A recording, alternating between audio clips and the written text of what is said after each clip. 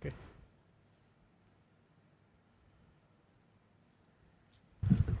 Hello, welcome. We do have Rob Walter, head coach of the New Zealand team. He's ready to take questions. Who wants to go first? You want? Yeah.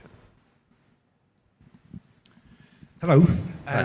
So what's the atmosphere like in the camp after last night? I mean, obviously, pretty chipper. There was a time in the game where we were sort of well behind it, and then it took a pretty special partnership at the back end to get us into the game, really. And we always talk about momentum, but there was probably a significant momentum shift in the game. And then I thought the guys bowled exceptionally well and fielded exceptionally well. So it's hard not to be feeling pretty good after a win like that. But it's just one win in the journey, and there's a couple more required. Yeah. How much strength does it give you to have seen the first half of your innings go so badly, but to know that there's the mental strength and also the skill to turn a match completely around from there? Yeah, I think throughout the competition there's been times where we've been under pressure fairly early on in our innings, and guys have found a way to put a score on the board or to chase down the total. It's obviously very pleasing when it's the lower order that are able to do that. When I say lower order, I say it with great respect to the skill set of Mitch and Cole, who I think show that they are excellent cricketers, and I think there's a sort of a psychology from a batting unit point of view when you can trust the the middle to lower order and know that if you do get into trouble, they can pull you out. Hi, Rob. Do you think it makes a difference, even subconsciously, that you have to win to qualify, or maybe need to win to qualify to guarantee qualification, but England have already wrapped up qualification? Could that make a difference, even at a low level? Probably not. I think sort of history tells you that through the Super 8s, you're kind of always having to win. I mean, obviously there's some teams who have already found their way through to the semi-finals, England being one of them. But for us, we've sort of tried to place an emphasis on every game. I think that's probably a cliche that all teams use. It's not doom, or we're not dead if we don't win, but certainly we leave it up to external factors then and out of our own hands. So we certainly don't want to be in that position.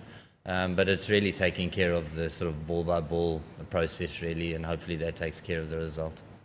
I dare say you haven't been following it with a microscope or anything like that, but back in the UK, everyone's talking about Jos Buttler and his form, his run of low scores. Have you been surprised by that?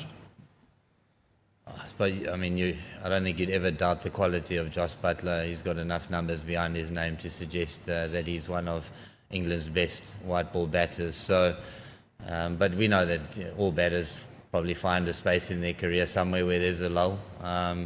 And sometimes it only takes one knock for that to change. Hopefully that's not tomorrow, by the way. But no one will ever doubt his qualities, and so we won't. Can I just talk about Mitch Santner as like a batting force? We all know how great he is with the ball, how far he's come along in the last few years, but his batting really seems to have developed as well last night. And then in the tour of when we were over in New Zealand, last white ball tour in November, I think it was. Can you just talk about how much work he's put in and how how much of a force he is with the bat nowadays? I suppose it's much like everything with Mitch. It's sort of understated and flies under the radar, and the next thing you know, he's got 4 for nothing or scored 70 of nothing, and that's him. He's just got a wonderful skill set, but he's understated, doesn't draw any attention to himself, but delivers and has throughout the summer, to be fair, delivered under pressure when the team has been under pressure. So it's wonderful to have a guy with his skill set. He's a proper batter. There's no doubt about that. If you look at the skill range that he showed the other night and has shown on multiple occasions, that he's a wonderful batsman. He's got great power, but he finds it quite effortlessly. So, I've tried to get him to bat higher, but we do obviously have a strong batting unit, and also he's reluctant to replace anyone. Feels pretty comfortable where he is, which is great. Just in terms of the bowling unit, leading up to yesterday's game, you all were bottom of the table in terms of wickets taken in this World Cup. I think you all had just 14 wickets across your matches. Was that a topic of conversation in the build-up? And if so, what was kind of said regarding that? No, I don't think that was spoken about once. That's for the press to do, I guess. No, at the end of the day, it's the sum of the parts. You're all there together trying to win a game of cricket. And in some of those matches where we didn't take a full set of 10 wickets, we still won the game.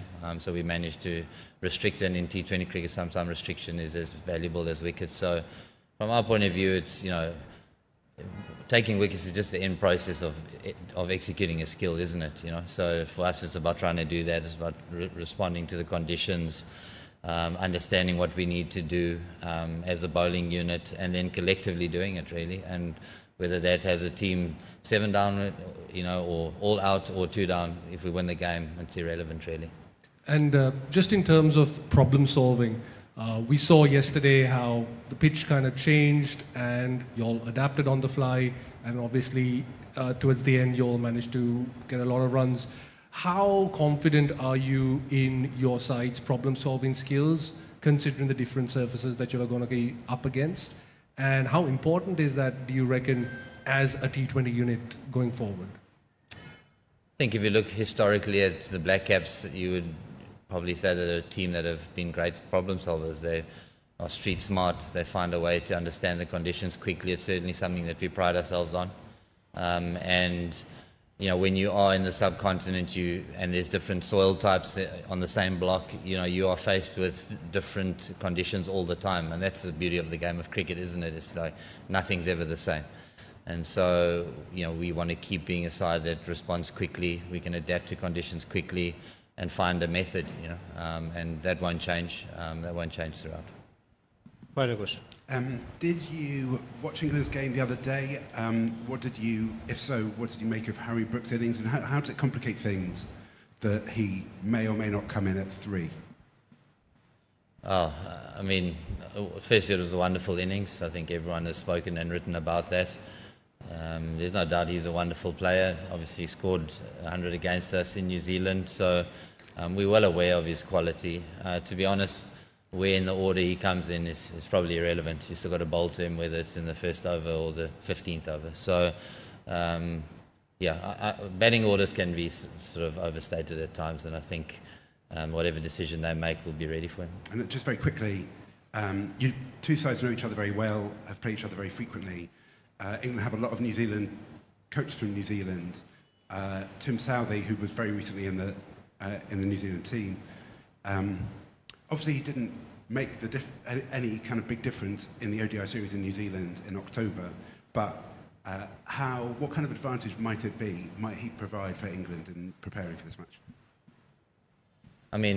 To be honest, I think we've said it a couple of times in this World Cup, there's not many secrets left in cricket these days. Our players are very much part of different leagues around the world, and there are a lot of English players that are with them. So, as you said, we've played against each other quite a lot in the most recent past, but also with each other. So, I think there's a very strong understanding of what each side will bring. The thing that's different is what happens out there, and that's the pitch and the conditions, and it's the side that sort of responds to that the quickest, that probably gets the upper hand if they execute their skills well. So inside intel, I don't think that's going to be the winning or losing of the game. Thank you very much. Thank you.